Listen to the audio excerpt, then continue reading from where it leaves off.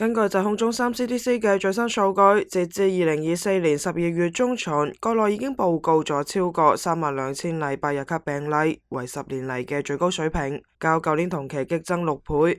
百日咳係一種高度傳染嘅呼吸道疾病，初期症狀類似普通感冒，但隨後可能會發展為劇烈嘅咳嗽，甚至導致患者嘔吐或者肋骨骨折。嬰兒同1歲以下兒童因免疫系統尚未完全發育，特別容易受到影響。CDC 指出，百日咳疫情自9月中旬以嚟急劇上升，1/4嘅病例集中喺中西部地區，其中賓夕法尼亞州報告嘅病例數量全國最多。疫苗接種係預防百日咳嘅最佳方式。CDC 建議兒童接種 DTaP 疫苗，青少年同成人接種 Tdap 疫苗。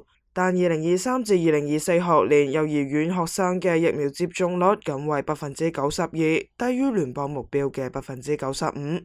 此外，疫苗嘅保護效果會隨住時間減弱，進一步增加咗疾病傳播嘅風險。天下衛視記者編輯報道。